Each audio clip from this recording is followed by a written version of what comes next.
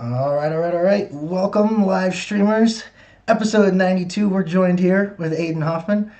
We'll get going here on the podcast real quick. Stalling to make sure it's working. All right, cool. It is. All right, let's do this. All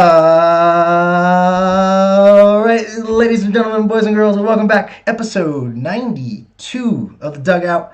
We are here again 2 weeks in a row, blessed with the presence of Aidan Hoffmann. Aidan, thank you for joining again. What's going on, man? Good to be back for another week, Dave. Yes, sir. Yes, sir. Another good week to be alive, huh? This week flew by. I don't know if it did for you. At least for me, it was ridiculously I can't believe it's Friday already. I look back. I look on Monday and then I blink my eyes and that's Friday. Yeah. So happy Friday, everybody. That's a thing apparently. So obviously we're gonna talk some college hoops. You know, when Aidan's on, that's the main focus. A weird week. I don't think we're not gonna have a weird week this year. So I don't know if that's even newsworthy. I'd be shocked if we can go 3-4 days without something getting canceled. But anyway, we'll talk a little once we get Aidan off the line. I'll hit on a couple NBA and NFL things maybe if we got time. But pretty much all college hoops off the bat here. So the first thing I want to talk about, Aidan, you weren't there for this one obviously, but this was just kind of I finally had my own, what's the word for it? God, I can't think. I was there in person for a college basketball game. Usually, most of us are watching online. So here, at where I am in Grand Junction, they have a D2 school. It's CMU, and they played their first 2 home games finally last Friday night. And so, I've heard guys, on CBS Sports and stuff talking about, the first time you go in, the arena's kind of quiet and it's weird, and then there's the fake fan noise, and that's weird for a minute. But I think the fake fan noise actually helps. It is weird. It takes a couple minutes to get used to. But then I heard Matt Norlander say one time, he's like, but then when it goes off, if they're having problems, that's even weirder. It's like when they're shooting free throws and it's just dead quiet. And I totally agree. When it's dead quiet, it's weirder than the fake fan noise. So that was just kind of I finally had a little. And it also was weird in the beginning when they were warming up and I was looking around and there was nobody. I mean, it's literally trainers, a couple media people, and the teams. It is really weird. But once the game started, it's almost like you totally, not to knock on fans that you forget about them, but, once the game started, it was it's college basketball, let's go. It was kind of, so that was nice. And I asked the players that after the game. I was like, once the game's, and they said they're kind of just laser focused on the game, once the game was going, same kind of thing for them. So I don't know if that makes fans feel better or worse. I'm sure it helps. I think, we're just kind of have to tell ourselves that to make it, okay. But that was just my I still can't think of the word, my experience. I'm trying to think of my, I don't know, whatever. Can't use English today. But Aidan, I think the biggest story we should lead off with is obviously I named the episode last week Baylor versus Gonzaga, number 1 versus number 2. We had talked about it. It very rarely happens. 8th time you said, and I think they said it was the 3rd time a team number 1 in the AP poll and team number 1 in the coaches poll were playing each other. So it was this in the college basketball world, at least. It was a huge thing, and it got canceled. If you haven't heard, if you don't know what the score is of that game, it's because they didn't play. So Aidan, I guess kind of if you want to, what do you think of maybe the game getting canceled or what could have been, what should have been? It would have been one of the matchups of the year. I feel like it had potential to be like that Oklahoma-Kansas game back in 2016 when Buddy Hield took it into 4 overtimes. I think it had that kind of potential, but I mean, it's a Baylor and Gonzaga fans' tragedy. Basically, what it is. Yeah, I have to agree, I guess. That's terrible. So, I wanted to get your opinion on this because obviously, I try not to be biased in my rankings. I think everybody knows that. I usually am pretty good at it. Usually Baylor's not this good, so I don't have this problem. Am I crazy for still having Baylor number one? But first, let me tell you why. I had them one preseason knowing that they were going to play week two. So it was like, it's not this big of a deal. We're splitting hairs. One versus two. They're going to play each other. Whoever the winner is going to be number one probably for weeks to come. Now we don't have that. But I feel like I can't just drop Baylor from one to two for no reason when they're winning by 30 every time they play. So am I crazy for having Baylor number one? No, I definitely wouldn't say crazy, but I would say if you weren't a Baylor fan, you'd have Gonzaga number one. But I don't think it looks crazy the fact that you have Baylor number one. I think that you wanted a reason to put Baylor number one, and you have a rightful reason. You have a pretty what do you call it? You have a pretty like concrete reason to put them number one. So it doesn't make it look that crazy, but I can tell you straight to your face that they're one because you went to Baylor and you love Baylor, and you're not crazy for it because Baylor's really a powerhouse this year. Okay, all right, that makes me feel a little. I thought you were gonna be like, yeah, no, they should. Yeah, I mean, I'm not alone technically. There's like 6 AP voters that still have Baylor number one. I don't know what their reasoning is for it.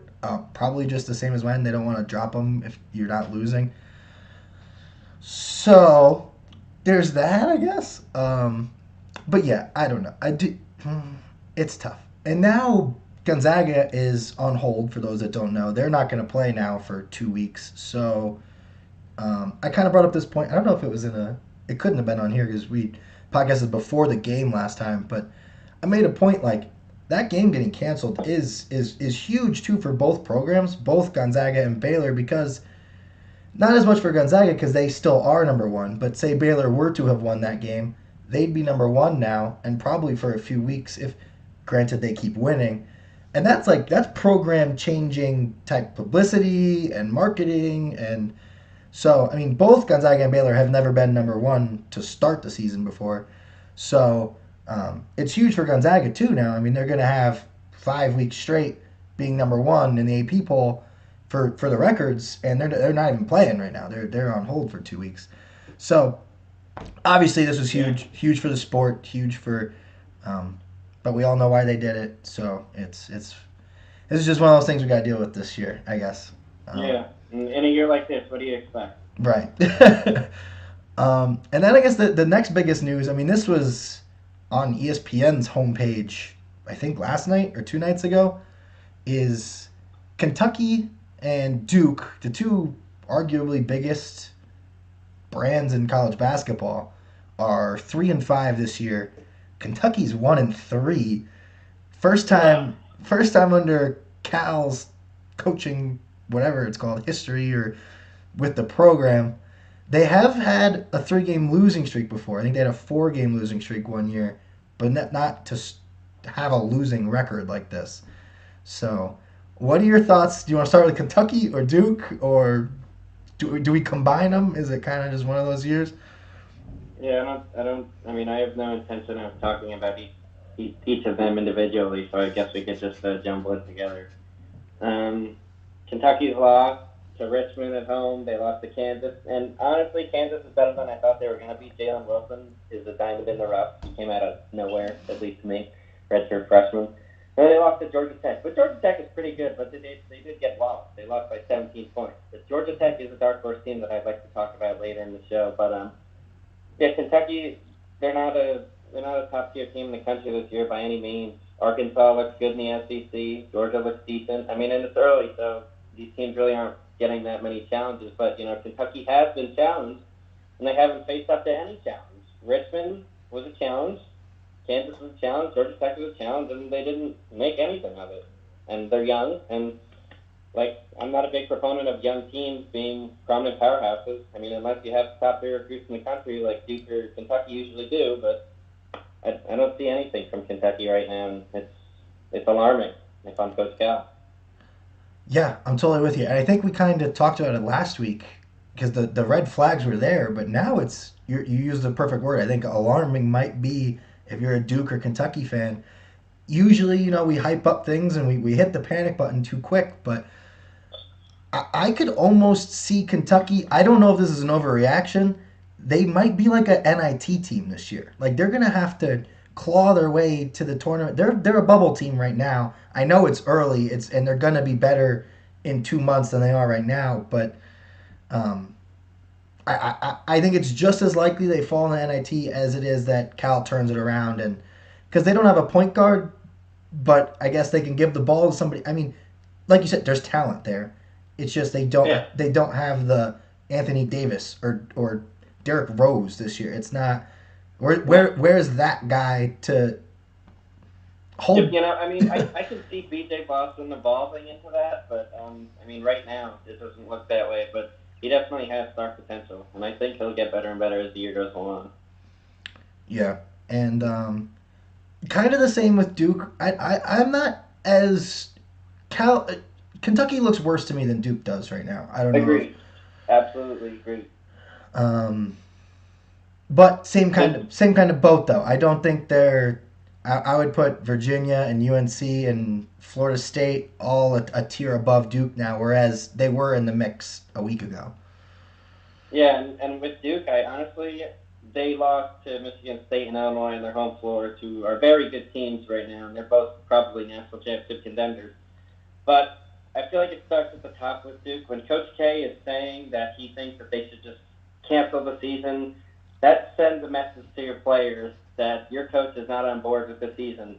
When they're winning, he probably wouldn't have said that, and we can all agree on that. But now, since his team is in the dumps, I think that there might be a little influence on his opinion. Back in March, he said, "There's no possible way we can't have an NCAA tournament. We need the NCAA tournament." And he had a pretty decent team last year. Now this year, it's not all sunshine and rainbows to start the year. And now he's hitting the panic button, and I think that that can go down the ladder into your assistant coaches and into your players. And if he's hitting the panic button this early in the season, they could be in for a rude awakening in the ACC this year. Yeah. I think you nailed that. I don't know what what they're gonna do. Yeah, that's a good point. I don't think you would be saying that if you flipped their record and they were a top 10 team right now. But Yeah. Every team has to deal with these same circumstances too. yeah. So yeah, that's kind of one of the main headlines. Obviously, because it's Duke and Kentucky, like I said, they're two of the biggest brands. So that's what you're gonna hear on ESPN when you turn it on. So now let's dive into the stuff that me and Aiden love, the stuff you're not gonna see when you turn on ESPN, the not blue blood talk. Um, I have two games I think have been two of the best games I think so far this season. One of which was Marquette versus Wisconsin, which I actually haven't watched the second half yet, but obviously I know the score and I saw the highlights, but it's on my list. It was such a good game. I want to go back and watch the second half because I think it was a 2 point game right by the end. Um, Marquette and Wisconsin. Did you get the chance to watch or see the highlights at least? Your thoughts No, on I actually did not get the chance to watch this one. So this game was on Friday. This happened right after we were done podcasting last week. So this kind of it feels like this one was a long time ago. I guess because it was a week ago. But my thoughts: Marquette ended up winning by 2 points. Yeah. Wisconsin, I think a lot of people, some people picked them to win the Big Ten, and you could argue the Big Ten's the best conference in college basketball. So Wisconsin's obviously pretty good. But and I thought that Wisconsin was going to win, but I mean it's one of those games comes down to the final bucket, flip a coin. Marquette is obviously a talented team, but this didn't hurt me for Wisconsin for some reason. I think some people kind of freaked out a little that Wisconsin lost a game and they're probably going to drop in the AP poll quite a bit. But I'm not wavering on them. And then another note I had Yeah. here is Nate Reavers passed Ethan Happ for most blocks in Wisconsin history. It's a kind of big deal. I think Yeah. we should all watch out for them if that's the case because the season just started, so he's got a long way to go to pad that to pad that record Yeah. too. And I mean, Wisconsin, they're a senior laden team, so I wouldn't panic. I wouldn't hit the panic button if I were them. I mean, I love Rivers, Brad Davidson, Demetric Trice. I mean, this is a good team. They got a lot of experience, but they know what they're doing, and they'll figure it out. I mean, great teams lose games early in the season, but another word on this Marquette team: Dawson Garcia, freshman. I think he was the preseason freshman of the year in the Big East. he looks pretty damn good. Theo John, Block City. You have DJ Carton, who's a transfer from Ohio State, played pretty well there. And I mean, this Marquette team's sneaky good. They got a lot of talent on this team, and they should be pretty good in the Big East this year. Yeah, I don't think people thought they were going to be as good as they have been the last few years. I don't have the Big East preseason rankings in my pulled up, but I don't think they were picked by anybody to win. When usually the Big East is pretty wide open, you get 3, 4, or 5 teams that could win the thing, and it looks like they're in that conversation at least as of right now. Um, so then here, another game, fantastic game. This was a top 25 game. Number 12 Villanova versus 17 Texas. This was on Sunday. Saturday was kind of a bust after Baylor and Gonzaga lost. This weekend kind of was. So this kind of was the highlight of the weekend because everything else got canceled. But yeah, I want to say something about Texas, and then maybe you can say something about Villanova. I don't know where you want to go with this, but Texas to me, I've said that. I think I said this to Kyle Smith, who you guys know from the podcast. Texas is the worst team I've ever seen, and this goes for basketball and football. Like as a athletic department, they are always top 25 in preseason polls, top 10 even. Like they get the best recruits because it's Texas. Their budget, I think I've said this before in the podcast, is like the same as the New York Yankees. Like they have a ridiculous amount of money. Their facilities are fantastic. It's like, have you seen their football locker room? It's like it's the most insane thing I've ever seen. And then they always suck. They suck. They're just they choke. They'll win big games. They'll beat Oklahoma. But they cannot hold that top 10. So I was like determined this year. I was like Texas is going to do it again. They're going to be preseason ranked top 25, and then I don't know, man. They look good. They look like they could prove me wrong. Like I had West Virginia ahead of them in the Big 12. I even like sneakily wanted like Oklahoma State to be better than them in the Big 12. Texas looks good. Texas looks like just behind Kansas and Baylor good. I don't know. What do you think? I think Kansas Baylor good is a bit of a stretch, but no, they do look good. They have all the ingredients to be a very successful team. Middle of the pack in terms of top 25 this year. They could crest in the top 10 in the future, but they have a good front court in Brown, Sims, and then they have that experienced guard play that I always talk about. So, I mean, no surprises here because they're experienced and, they have the size and they have the guards who can play, who can shoot and make big shots. Yeah, they, I guess returning a lot of pieces, it's, and people have said this before, Shaka Smart kind of had an asterisk, and he hasn't performed as he's supposed to at Texas, but it seems because they always lose somebody. He's lost his top 2 scorers halfway through the season, like two out of the last 3 years or something crazy. So granted, as long as he doesn't lose his top scorer this year, it looks like they'll trend in the direction they were picked to in the preseason for once. Villanova, you have any thoughts on them? I like Villanova. I like Robinson Earl down low, and I like Gillespie up top. Gillespie's an experienced guard. He's supposed to be one of the premier guards in the league this year. You'll hear a lot about him. He's gotten off to a little slow start, but this Villanova team's always exceptionally coached by Jay Wright, and I think that they'll be at the top of the Big East for the entire year. But no, I really like this Villanova team. Not much to it. There's not much to Jay Wright. He's solidified himself as one of the premier coaches in the game because winning 2 titles in 3 years. So there's not much doubt in my mind that Villanova will be up there in the end. Right. Yeah. I think people hit the panic button on them too because did they lose a game in overtime to Virginia Tech? But Virginia Tech is skyrocketing up people's rankings and they look good. And Virginia Tech, they just got slammed by Penn State. Oh yeah, they did lose by 20. See, that's college basketball. How does that happen? How do you look fantastic, you jump into people's top 10s, and then you lose by 20 to Penn State. That doesn't make any sense to me. I didn't watch that game, so I don't know what happened, but that's just that's a college basketball anomaly. What does Rothstein say? He always says the unexpected is not anarchy, just college basketball. Yeah.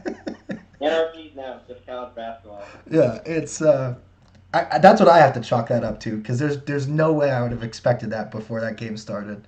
Penn State is good, but like not win by 20 good against a top ten team. I don't. Um, yeah. Was that? Oh no. Okay. So I was gonna say, did you want to say something about Virginia Tech or it was Georgia Tech?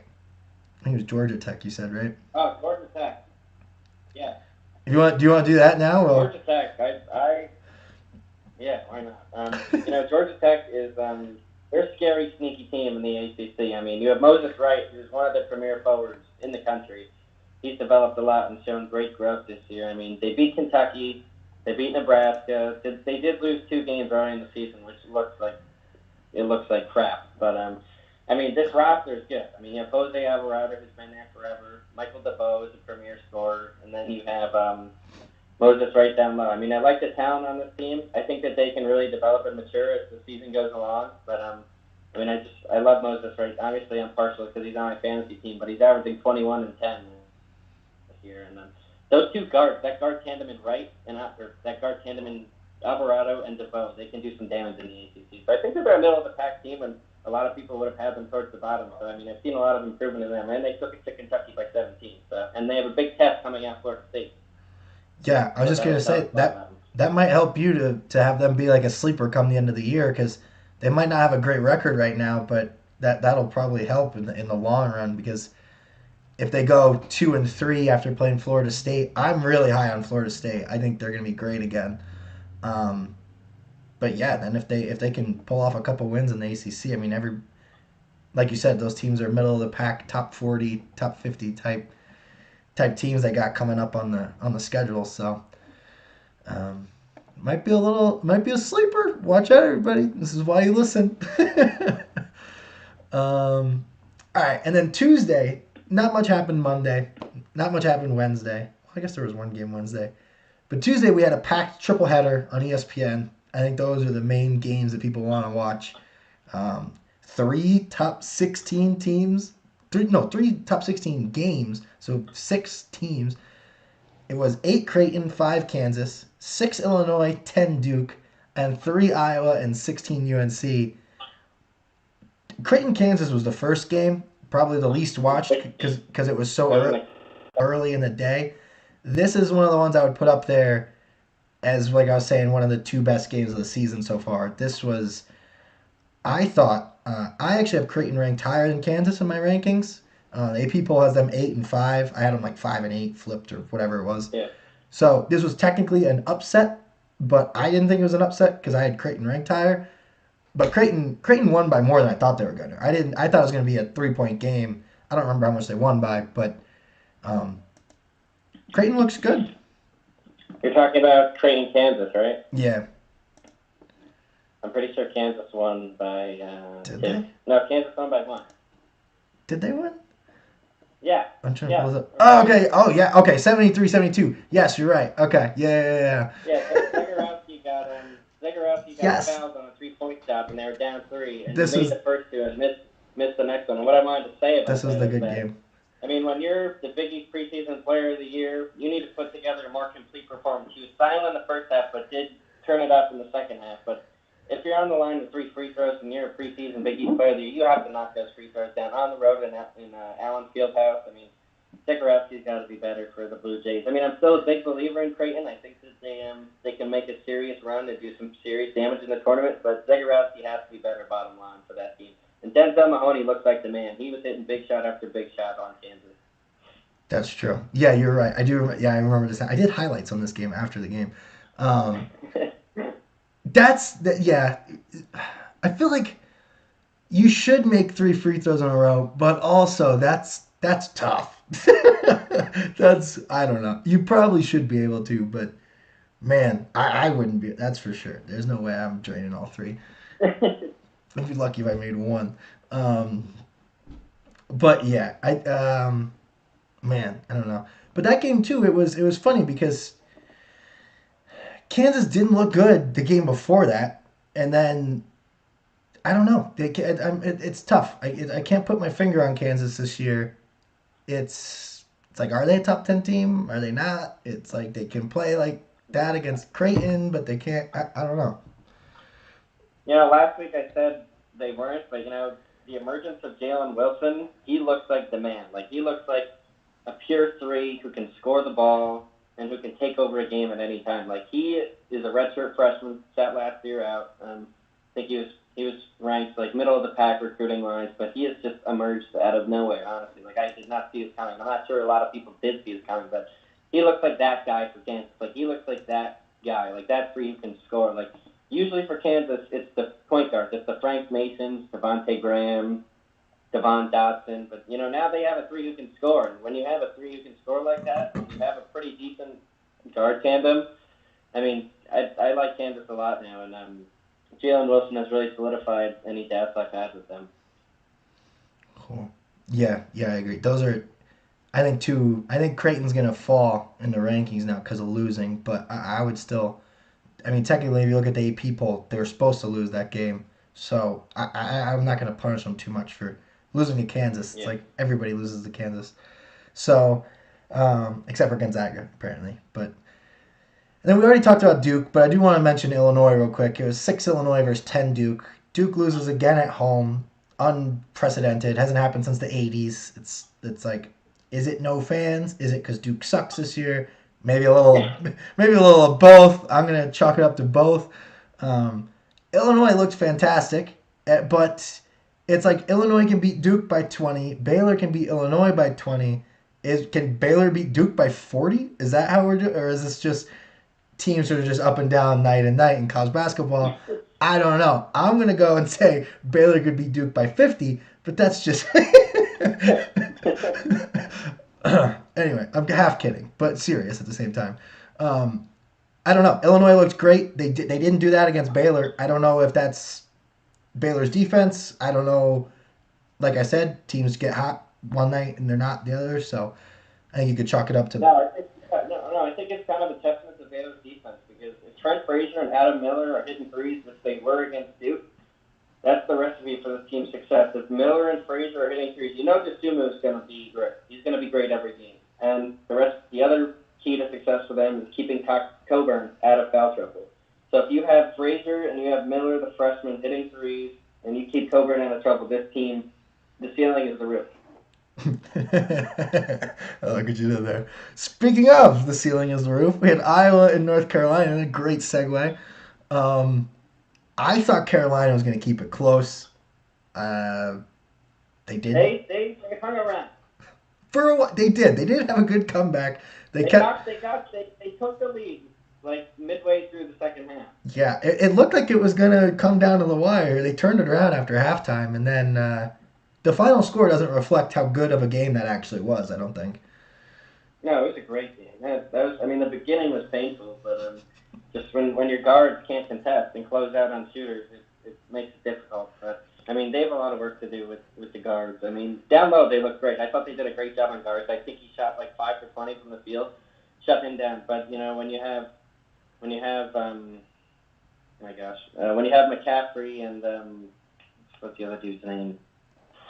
Frederick, and Jordan Bohannon just raining threes all day. It makes it kind of painful. Like we have to close out on shooters. Like you can't let them shoot whatever they shot, like 60% from three in the first half. Given they did cool off a little in the second half, but they got hot at the end, and that's why it was such a lopsided score at the end. But Carolina has a lot of work to do on the defensive end. But I think that they're a young, maturing team, and I think that they'll get better with time. It's really up to those guards. Those guards have to mature. Yeah, and it was a good test for Iowa because Iowa had played the worst, terrible teams to start. Everybody was Luka Garza's averaging 30 points a game, but he was playing teams in like the 300s. So, Garza had 16 points on 20 shots. Like that shows you something about Garza. If you put big bodies on him, he does wear out. Right, he doesn't get tired often, but if you can tire him out, that's what you have to do. Because he's. But also, I focus too much on Carolina. Iowa, this was a big test, and they did not disappoint. They have the recipe for a championship-winning team. When you have a player like Garza, and once-in-a-generation player who puts up numbers like Garza, not that he's a freak athlete, just unbelievably fundamentally sound, and he has an unbelievable touch around the rim. And you have three guys who can shoot the three ball like that. that is dangerous. Like, for sure, that is dangerous. When you have people that can rein it in from three that often and that frequent, and you have a guy down low like that, this team is national championship good, honestly, to me. Yeah, I agree. I think this finally was the one that warranted their preseason hype. It's like, okay. I was like, wow, yeah, you guys backed up the talk. This is you guys are the. I think they're the real deal. I don't see anything unless something changes. You know, knock on wood, somebody gets hurt or something. I think they're right there in that Final Four talk. I do think they're a notch below Baylor and Gonzaga still, because I don't think they have as full of a team, but like the depth that Baylor and Gonzaga have is just absurd. But I do think they're right there. I think they're tier 2A or 1A, whatever you want to call it. Um, Mm-hmm. and then, quick note here. The Hauser, I don't want to talk about cancellations too much because this is just going to be how the year goes. But I was looking forward to the Hauser Bowl. I don't know. I coined that. I don't know if other people were saying that, but that's what I was calling it. People that don't know, Joey and, oh man, what's the other brother's name? Sam and Joey. Sam and Joey, two brothers. They played for Marquette last year, right? Or no, 2 years. Yeah. 2 years ago, they had to sit out because of transfer rules. Now one's at Michigan State, one's at Virginia. Those two teams are going to play each other. I think it's postponed technically right now, so we could still get it, but I don't know. We might not. We'll see. But both of those teams, I think, will be coming down the stretch. That'll be fun if they do get to play again. Then, had a quick note. This is more like a little dag at Duke, as if I haven't done it enough this episode. The SFA coach on the broadcast said that this Baylor team is, quote, much better than the number one Duke team that they upset last year at Cameron Indoor. So I just had to throw that out there. You gotta love hearing that your team's better than Duke. I mean, come on, that's like the best compliment you can get. So just had to throw that in there, man. And then couple. Do you want to do picks on the games coming up this weekend or no? Should we do a little? Yeah, I want to do picks. Let's do it. Okay. The only other one was San Diego State. I think is looking really good. They beat Arizona last night. That was number 24 versus number 23. I thought that was gonna be a close game. I think San Diego won by double digits. So. Yeah, I mean Arizona State, they have a problem at guard when you have Remy Martin, who's first team preseason All-American, and they have Alonzo Verge, who's taken 20 shots a game. That'll be an issue that Bobby Hurley's gonna have to sort out, because when you have a sophomore and you have a senior in Remy Martin, who's just a proven scorer and proven dollar. I mean, when you have two guys who are just colliding like that and fighting for shots, that's not good. It's not a good sign. Right. And then the other two were Tennessee and Florida State. Were both, I think, 0-0 last time we podcasted. They both have played a game now. And I think both looked really good. They're both preseason supposed to be. Tennessee people are much higher on. I am too. Or no, I guess Florida State. I'm the only one who has Florida State still in my top 10. I think I even have them like 6. I just think they've done that every year the last couple of years. They've been not ranked, and then all of a sudden they're in the top 10 at the end of the year. I see nothing that points to that they can't do that again. So they won a game, a good game, overtime against Indiana, and then Tennessee beat Colorado, who Colorado's a decent team. So that was, it's not like they just played nobody their first game. So I think watch out for both of those two teams. They're kind of flying under the radar since they hadn't played a game yet going into 3 weeks. The only thing tonight, podcast timestamp, we're Friday at noon my time. What is it? What is today? The 11th? December 11th. God, we're halfway through December already. That's crazy. So we have Iowa State tonight.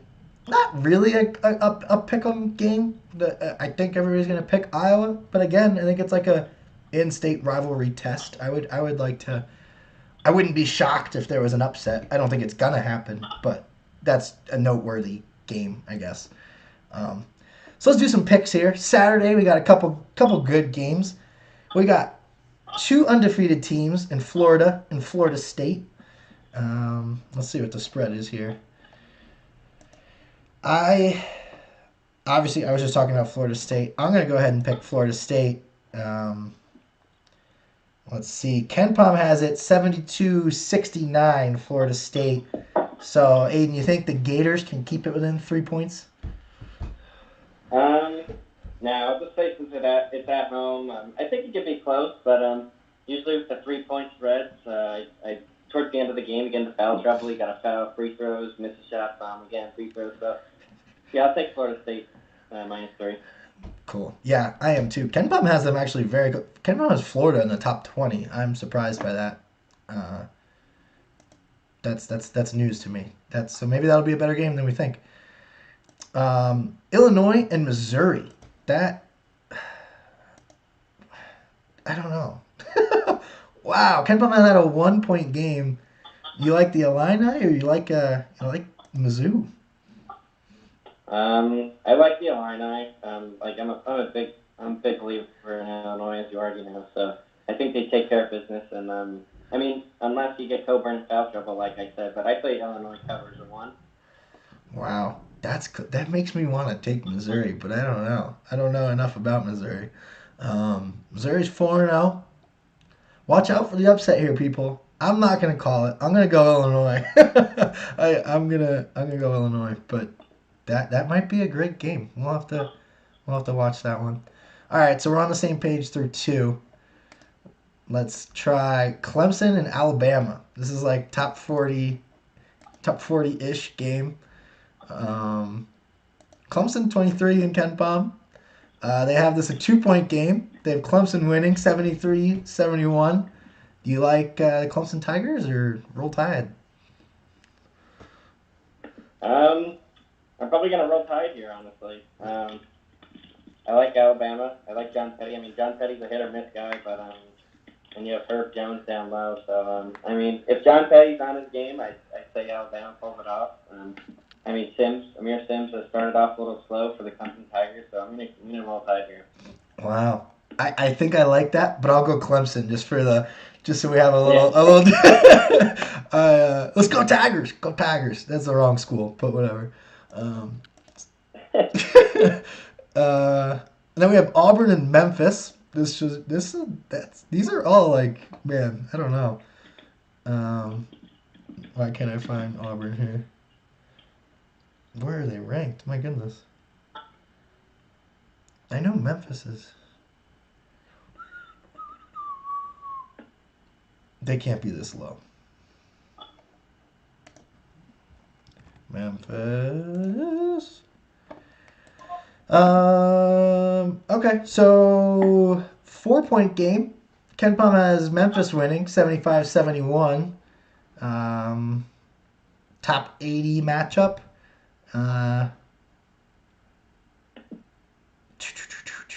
I kind of like Auburn. I like Auburn as a dog. I'll take Auburn in this one. I don't know. Memphis. I'm gonna take Memphis. I mean, you got Buggy Ellis down there.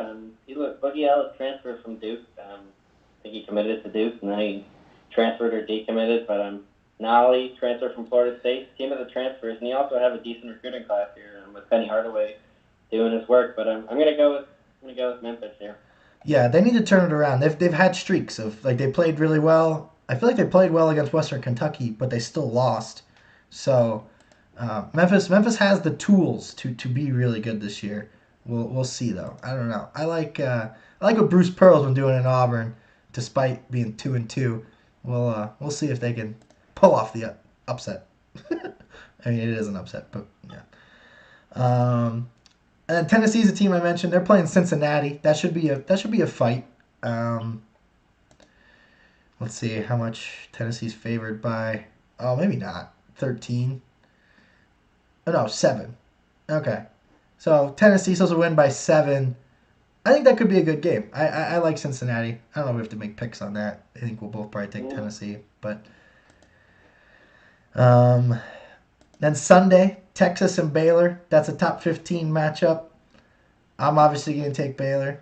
I don't know if Aiden's feeling risky. He wants to take Texas. Let's see. No, I'm going to roll with Baylor at home here. Woo! And then Stanford USC. I'm actually really intrigued by these two teams. I preseason really liked both of them in the Pac-12. I have no idea who's going to win that game. That's a coin flipper to me. I'm going to be surprised if it's not a 1 or 2 point. I'm gonna go with USC. The Mobley brothers down low. I mean, I just think that that's too much to handle for Stanford. Granted, they do have De Silva and Zaire Williams, but I don't know. I think the Mobley brothers get it done. Both top 5 recruits in the past 2 years. Let's see what we can do here. You might be right. Ken Palm agrees with you. They're supposed to win by 2. I'll go Stanford. We'll see. Put it on the record. That should be a good game though. I think that'll be a good 2-point game. I mean, why not? Good.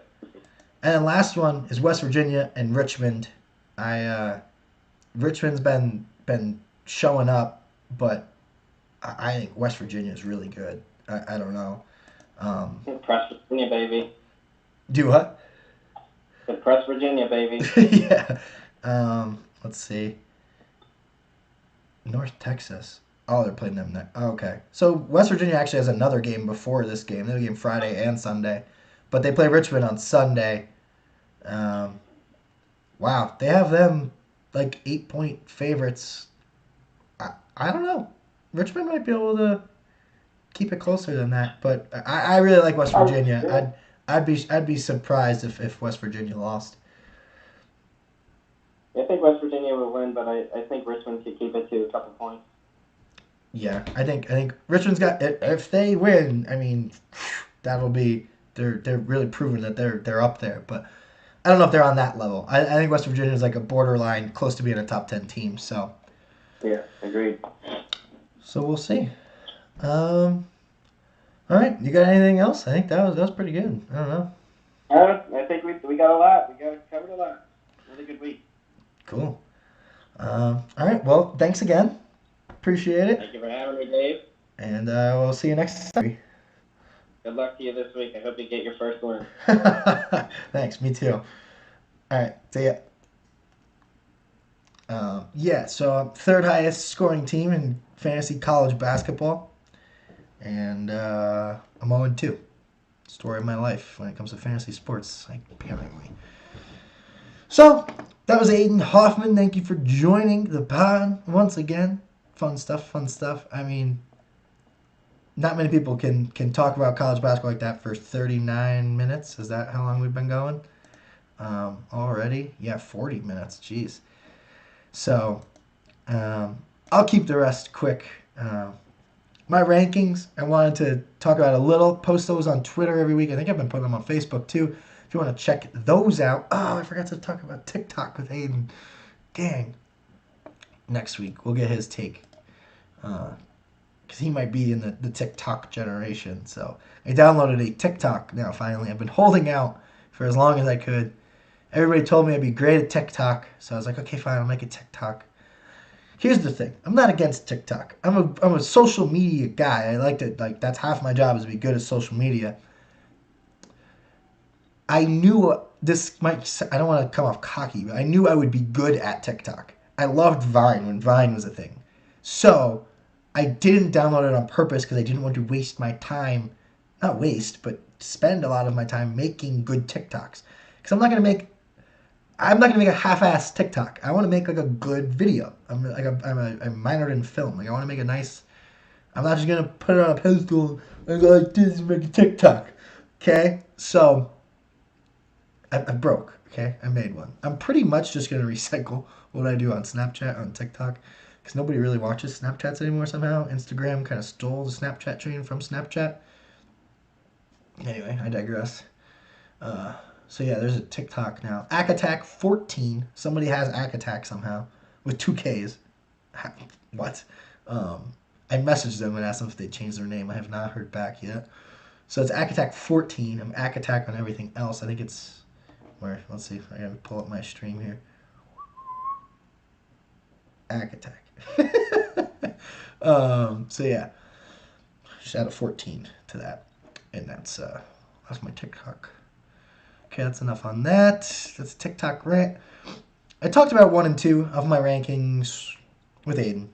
Obviously, I still have Baylor 1. A little biased, but I think they had a great shot at winning that game. It was a 1-point spread game. 51% chance Gonzaga won. So, yeah, there's a 50% chance that flip those. So, Iowa 3, Creighton 4. Creighton's going to fall because they lost to Kansas, as we talked about. Surprised to me that How could you forget those free throws? Florida State, I have 6, like I said, really high on Florida State. Kansas will stay where they are. Michigan State's looking really good. Houston, Virginia Tech, Villanova, Texas, Tennessee, Virginia. That's the top 14. If you want the full list, we've been going for a while, so I'm not going to do the top 40 on the podcast and bore you. But, my God, my nose is getting stuffy while I've been talking for so long. So that's college basketball news. NBA starts the 23rd. They might even start earlier. I know the Nuggets have a game on the 23rd. This was a big deal to get the NBA back by Christmas. It feels like we were just watching the NBA Finals because we practically were. So, very quick turnaround for the NBA season. I don't know. So, I mean, if you're an NBA fan, be excited. And I am. There's something going on. We'll need it, especially with football. I mean, not wrapping up, but coming to 2 months left in the football season. Less than that. This I maybe wanted to get on when Aidan was here, but this is absurd. ESPN put out their top 100 players in the NBA, and I'm sorry, but I strongly disagree with a good chunk of it. They ranked Zion Williamson number 19. I don't not like Zion Williamson, but I don't think he's the 19th best player in the entire NBA. Are you crazy? What is going on? Can we not let people prove things? Can we give them time? This poor kid, he's like, what is he, 19? Can he even drink yet? And we're putting him in the top 20 in the NBA. He's not that. Maybe he, will. I don't know. I don't think. I've said this before. I even think Ja Morant's going to be better than him in the long. When we look at their resumes, maybe Zion's going to be the next LeBron. I don't know. He's a freak. Yes, he's really good. He's one of the best. These are just some names of people that they ranked Zion higher than. This is my argument. I don't think he's that good. He's very, very good. He's one of the best, but I don't think he's better than Paul George, Jamal Murray, Bradley Beal, Karl Anthony Towns, Kyrie Irving, Rudy Gobert, CJ McCollum. Russell Westbrook was the MVP of the league. They have all of those people ranked lower than Zion Williamson. He barely played. How many games did he play? I don't have that stat pulled up, but I mean, maybe you can't argue somebody being hurt, but that's part of LeBron's success. He's not hurt a lot. That's how you have long, successful, record-breaking careers. That's how you put up numbers, staying on the court. Anyway, that's a rant. NFL, 200th episode of the NFL Red Zone was last Sunday. That was pretty cool. They did some throwbacks from the very first episode with Scott Hansen. That was cool. That was really cool. Then the Rams, just last night on Thursday Night Football, beat the Patriots for the first time since 2001. Yes, I know. That's terrible. 6-game losing streak to the Patriots, 2 of which were Super Bowl games. So if you wonder why I don't like the Patriots, that's why. We lost them 6 straight times, and 2 of them were for a Super Bowl. And they cheated in one of them.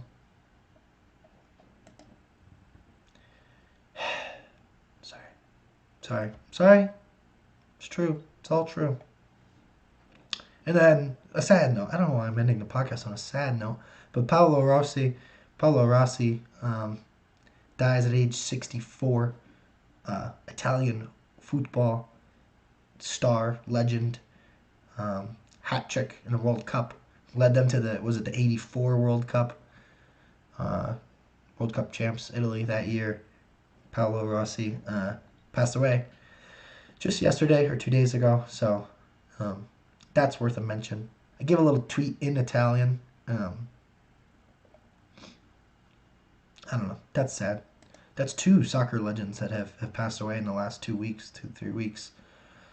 So, and Madonna too passed away. So that's weird. Both in their 60s too, late 60s. I don't know. I don't know why I'm ending that. I don't know. I should have done that off the top. Guess there's never a good time to announce that. But so Italy Sorry, you lost a legend. I know soccer means everything to them. So, all right. Well, that was some college basketball. Nice. We did a lot. NBA, NFL. Wow. Alrighty, like, subscribe, share with your friends. I appreciate all of you, and we will see you next time. That was episode 92 of Davis Dugout, and thanks again. Bye.